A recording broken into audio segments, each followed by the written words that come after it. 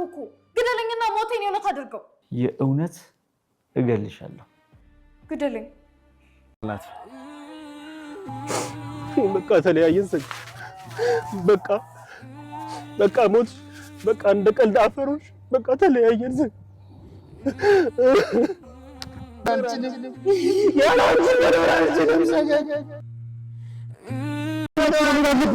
ያላንቺ መኖር አልችልም። ልጆች ከመጡ አለብን።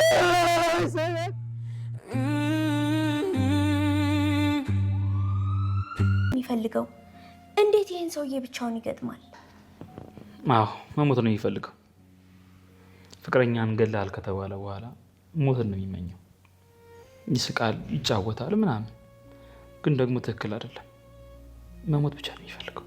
አይደለም ሊደፍሩ ቀና ብለው ሊያዩኝ የማይችሉ ሰዎች ናቸው። አይደለም ደፍረው ግቢ ውስጥ ገብተው እኔ ጋር ሊጋፈጡ ዘወር ብለው የማያዩኝ ሰዎች ናቸው። ከጊዜ በኋላ ግን ግቤ ተደፍሮ ቤቴ ሳይቀር ተንቋል። እኔም ተደፍሬያለሁኝ።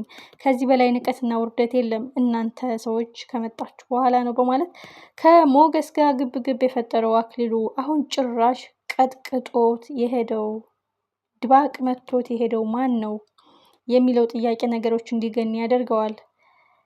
እጅግ አጓጊና ልብ አንጠልጣዩ የአክሊሉ መቀጥቀጥ፣ ድባቅ መምታት፣ የሞገስ ሰነዱ እጅ መግባት መጨረሻው ምን ይሆን? የሰገን ስቃይዋ መብዛት፣ አክሊሉ ጨክኖ ምላጩን ይስበው ይሆን? የዛች ምስኪን ልጅ ህይወት ማን ነው የሚታደጋት? ሞገስ ከባድ ተሰርቷል። ሉላ የዚህ ጨካኝና ረመኔን ሰው አይደለም ተጠግተን ልናወራው ገና ድምፁ የሚያስፈራ ምስኪኗ ልጅ አግኝቶ ስቃይና ፈተና ያበዛባት እንዴት ብለን እንጋፈጠው? በብልሃትና በብልጠት ቢሆንም በአንተ ላይ ግን እልክና ትዕቢት ይዞታል። ማነህ? ምንድነህ? ምንድነው አላማህ? አንተ ከመጣህ ቤቴ ተደፍሯል፣ ግቤ ተደፍሯል እያለ በየቀኑ የሚያብጠለጥልህ ጭራሽ ፊት ለፊት እጋፈጠዋለሁ ትላለች ሉላ።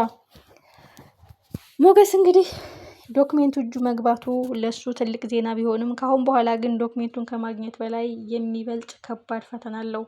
ማን አመጣው? ማን የማንነት ጥያቄ ያቀረበው የሚለው ጥያቄ ለአክሊሉ ከሰከንድ በታች ሳይዘገይ ነው መልእክቱ የሚደርሰው። በጣም የሚያሳዝነው ነገር ግን ለዚህ ሰነድ እንደለፋው ለምስኪኗ ቀኗን ለምትቆጥረው ሙታለች ተብላ በጸጸት ለምትገረፈው ፍቅሬ መጥቶ ያድነኛል ብላ በተስፋ ያላለችው ሰገን ማን ነው የሚደርስላት? ሞገስ የተቸገሩ ሰዎች እወዳለሁ፣ ተጋፍጬ ነፃነታቸውን ስሰጣቸው ኃይለኞች ሰዎችን ድባቅ ስመታቸው እኔ የልብ እርካታ አገኛለሁ የሚለው ይችን ልጅ በቀላሉ እንደማይተዋት ነው። በእርግጥ ሰገንን ለማዳን ወደ ክፍሏ ቢሄድም የትኛው ክፍል ነው እያለ እያመነታ እያለ መድብል ሞገስ ነው ጊዜ የለንም መፍተን አለብን፣ የዘመናት ጥያቄ ተመልሷል፣ ዶክሜንቱን አግኝቼዋለሁ በማለት እንግዲህ የመድብልንም ፍላጎት ገት አድርጎ ወደ ውጭ ይዞት ወጥቷል ማለት ነው። ስለዚህ የሰገን ህይወት ከባድ ሆኖባታል። በፈላ ውሃ ሲገሽራትና ሲያቃጥላት ማን ያገዘች ተብላ አንድ ቀን ተስፋ አለኝ ያ ሰው ይረዳኛል፣ አንድ ቀን ተስፋ አለኝ ያ ሰው ያግዘኛል ብላ እንግዲህ በተስፋ ነው ሚስጥሩን አላውቅም እያለች ስጋዋና ቆዳዋ እየተላላጠ በሙቅ ውሃ እየተገሸረ ዝምታዋን የመረጠችው። ሞገስ ግን ራስ ወዳድ ሆኖ ዶክሜንቱን አስቀደመ። ሞገስ ግን ራስ ወዳድ ሆኖ የራሱን ንብረት አስቀደመ። የምስኪኗ ህይወት ግድ የለም በማለት መብቱን እና ፍላጎቱ ሲሟላለት እሷን ዘነጋት። በአንድ ትንፋሽ ብትነግረው አክሊሉ እሷን ከማመን ወደኋላ አይልም። ይህ አከራይ ተከራይህ ነው፣ ይህ እንደዚህ ነው ብላ ብትነግረው እንኳን ለሰከንድ እንኳን አይጠብቅም። አንዴ እንኳን አስቦ አይጨርስም። ቀጥታ ሄዶ ነው ሞገስን የሚደፋው።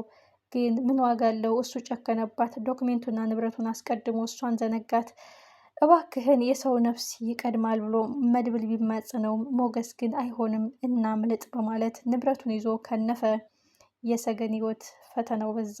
ረመጡ፣ ቃጠሎው፣ ንዴቱ፣ ረሃቡ፣ ጥሙ፣ እረ ስንቱ ቀንና ሌሊት መለየት አቅቷት እጅግ የሚያሳዝን ፈተና በዛባት። አክሊሉ በወድሽም ባፈቅርሽም ግን ዛሬ ግንባርሽን ብዬ ከመድፋት ወደ ኋላ አልልም በማለት እንግዲህ ምላጩ ስቦታል። በጣም የሚያሳዝነው ነገር አክሊሉ በቃ አንቺ የምታውቂው ሰው ነው እዚህ ቤት እየገባ እንደዚህ የተደፋፈረኝ የተፈታተነኝ በማለት እንግዲህ በሰገን ላይ ለመጨከን ወስኗል።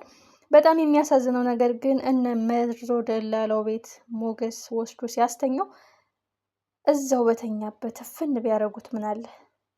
በጣም ያሳዝናል እኮ አንዳንድ ጊዜ የእውነት። አሁን መድብል ትልቅ ስህተት የሰራው ምንድን ነው?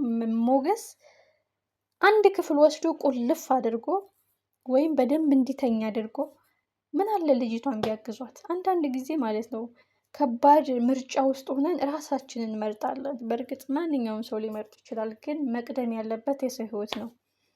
በጣም የሚያሳዝነው ነገር ግን እጠብቅሻለሁ፣ አለውልሽ፣ ማንም አይነካሽ፣ አይደለም ለሷ ለስንቱ ሰው የተረፈ አይደለም ለሷ ለስንቱ እየደረሰ የስንቱ ሰው ህይወት የታደገ የስንቱን ሰው ነፍስ ያተረፈ መድብል ለሱ ፍቅር ግን ዘገየ።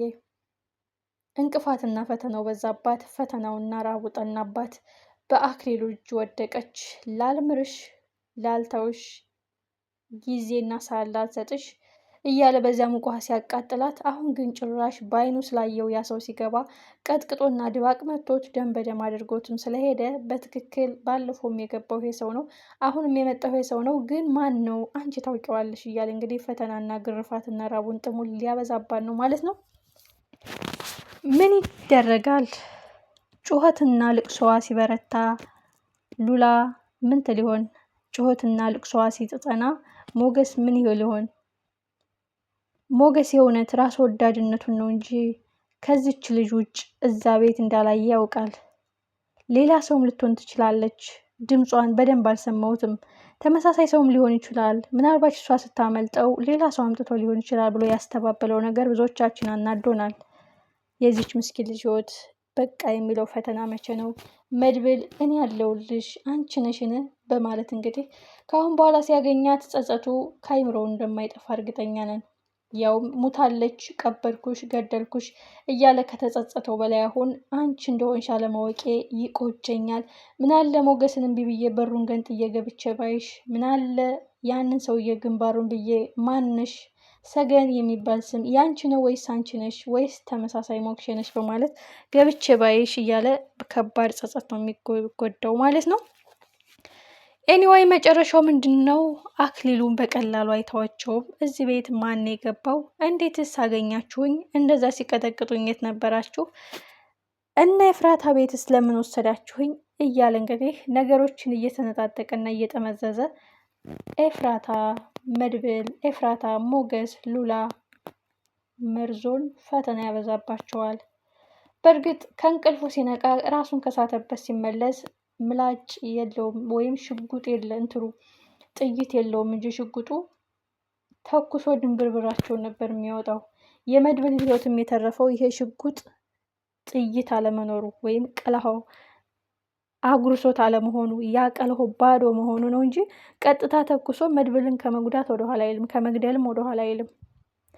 አክሊሉ ካሁን በኋላ ረመጥና እሳት ነው የሚሆንባቸው። ግን ለዚህ ረመጥና እሳት ለሆነባቸው የልባቸው ማስተንፈሻ፣ የአፉ መዝጊያ፣ የምላሱን ማጠፊያ መድብል ነው። በቀላሉ አይተውም። የሞገስ የንብረት መመለሻ ዶክሜንት እጁ ቢገባም ይችን ልጅ ግን በቀላሉ አይተዋትም። ምን ይፈጠራል? ሁላችንም አጓጊና ልብ አንጠልጣይ ሆነን እንጠብቀዋለን። ድል ለጀግናው መድብል። እሱ ካለ መፍትሄ አለ። እሱ ካለ ሁሉም መክፈቻ ቁልፍ አለው። ድል ለመድብል።